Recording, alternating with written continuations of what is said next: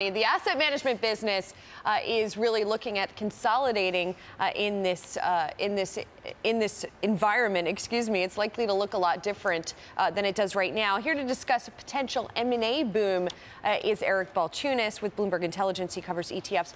What would be driving this potential M&A boom that you're talking about?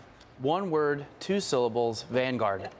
Basically, aren't they sort of the answer to anything that's driving trends? Yes, anything going on in asset management business, if you pull the thread, you get back into the mid-'70s, into John Bogle's brain to set up Vanguard like a mutual ownership structure. That one decision is having more impact than anything else right now. And it's because everybody wants cheap now. So Vanguard leads that. They're taking in over half of the money going into funds. And if you look, I compare them to Amazon. Here's a chart showing Amazon's revenue and Vanguard's assets. They're very much similar companies. They're really reshaping the entire their entire industries. And when you look at Amazon, one of the things one of the things they don't have in common is Amazon's public, so it gets a lot of attention. Right. The other thing is this: the reason you haven't seen more consolidation yet is because, unlike the malls or retail, where customers leave, you see it in the next quarterly earnings. That doesn't happen in asset management business, because we've seen, like, for example, last year, $400 billion leave high-cost active mutual funds, yet assets in those funds went up from $10.7 trillion to $11 trillion because the stock market went up.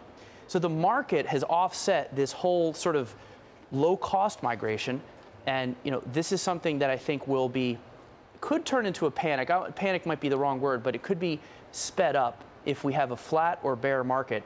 And people are like, oh my gosh, now we're going to need to consolidate, because if you think about it, Vanguard and BlackRock together, those are the two big ones. They have 30% of all fund assets, and at this rate, they're going to have half in about 5 or 6 years.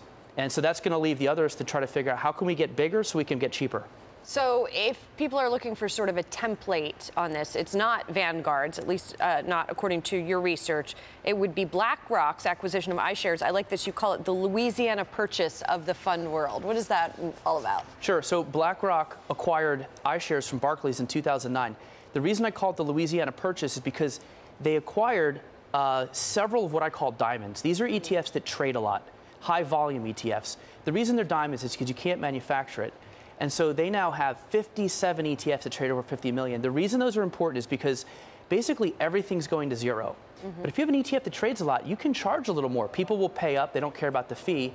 It's like having a hotel on Boardwalk or Park Place. Right. iShares has 57 of them, but BlackRock did pump up the assets and triple the assets in number. So they definitely helped.